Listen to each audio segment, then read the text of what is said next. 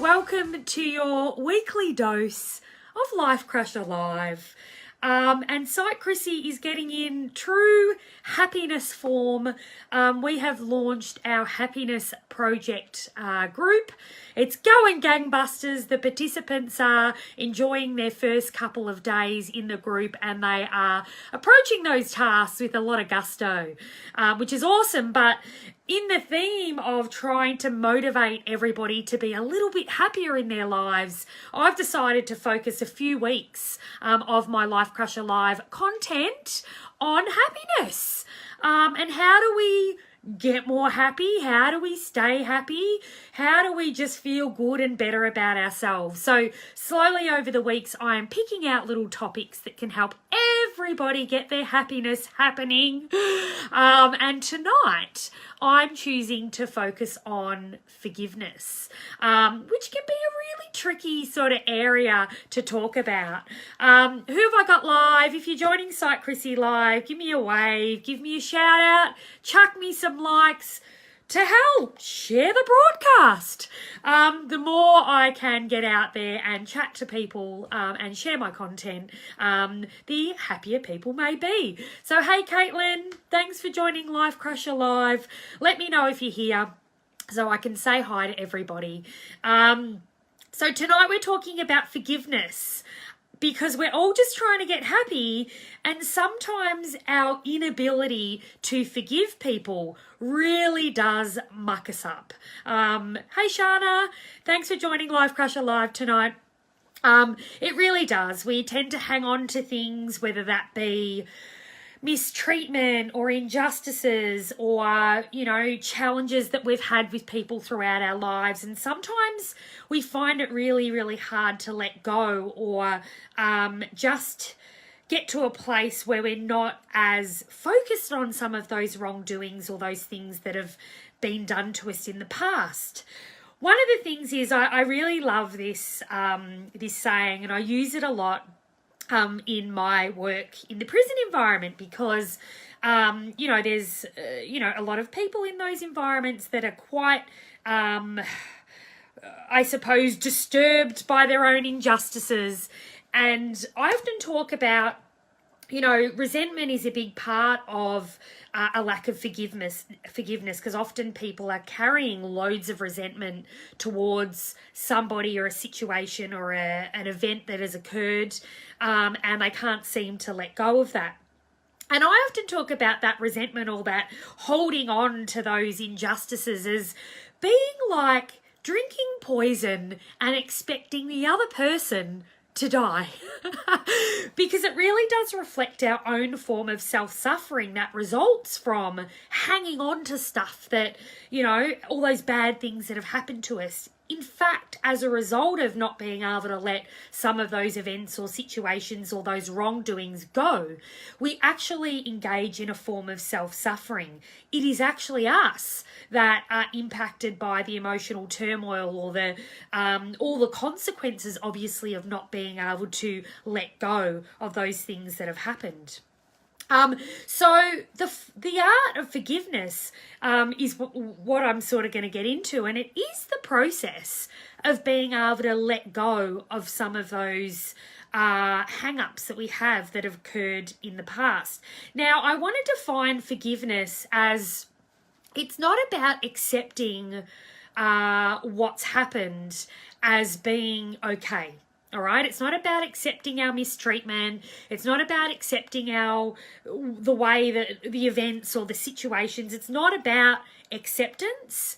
It's about letting go of the turmoil attached to those occurrences, or the turmoil attached to that person that might have engaged in that wrongdoing. So acceptance is not so much about the event or the wrongdoing. It's more about being okay to let go of some of the emotional turmoil that you hang on to as a result of those situations or what's happened. So when we let go of those emotional attachments, what it does is it enables us to become more present moments. Sorry, I'm getting tongue-tied. It allows us to become more present moment focused, because effectively our inability to forgive is so much about being anchored in the past and focused on the past and being unable to move on, that we get kind of ripped off in the moment, because all of our emotional turmoil and our difficulties is being re-triggered by our tendency to focus on the past and the bad things that have happened in the past. So it's like we relive the event and the experiences and the anger and the build-up that we have towards those people that might have contributed to those situations. And the only person that suffers is ourselves. Surprise! So anchoring in the past is not a good place to be. It creates a whole lot of emotional turmoil. There's lots of consequences of being anchored in the past, such as it can affect our relationships. So some of our past experiences or our negative experiences then start to impact on the relationships that we form in the future. It can lead to long-term mood problems, so depression, anxiety, guilt, overwhelm, stress can continue when we're focused on things that have happened to us in the past. Even emotional disconnection, so we become so overwhelmed by the past wrongdoings or the things that we can't forgive effectively that we start to disconnect from our environments. We start to disengage from relationships.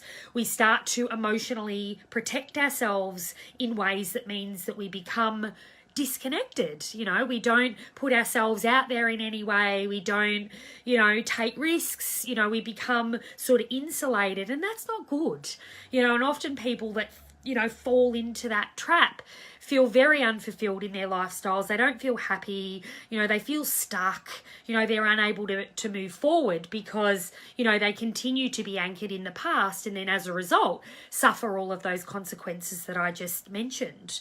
So forgiveness, in essence, it's not about, like I said, it's not about making all those things okay that have happened, but it is about trying to process the emotions and allow them to shift and move on. It's okay to feel anger and resentment or frustration about those things that have happened to us, but it's also okay to let those emotional experiences pass or let them move with time.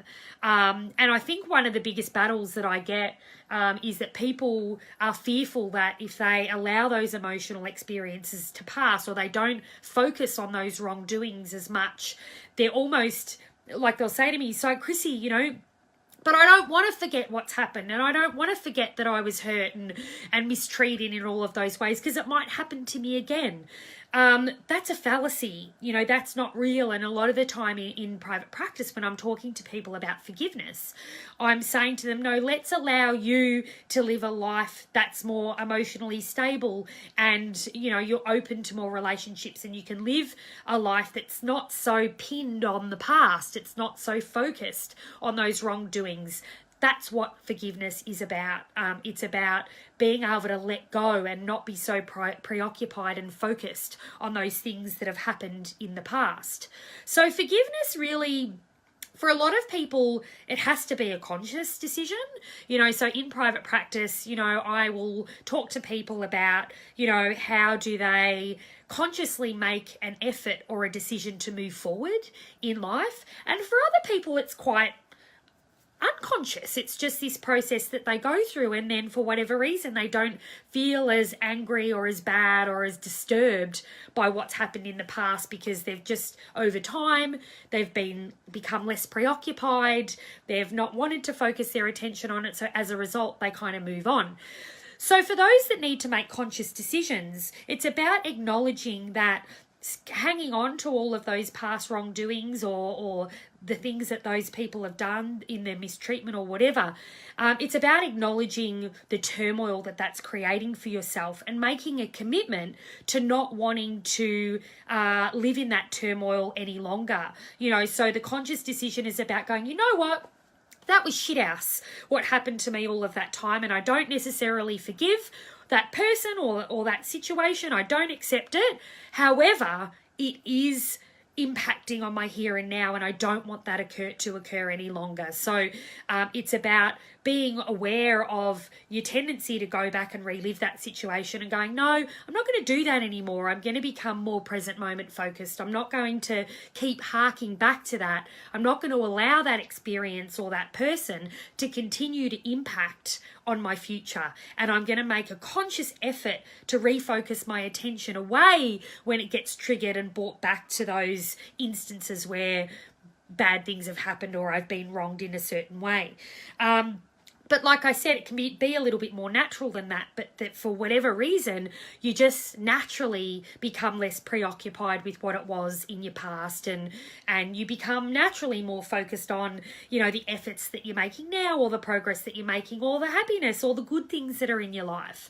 You know, so forgiveness, or let's say lack of forgiveness, it's a very internalized experience. For some people, it can be quite external as well. It might mean that they've got to go and say something to someone, or they need some sort of closure around something, or they need to engage in some sort of ritual, you know, that's not destructive. Let's not go and, you know, I don't know, burn people's houses down or do something really dysfunctional to try and move on from that past wrong.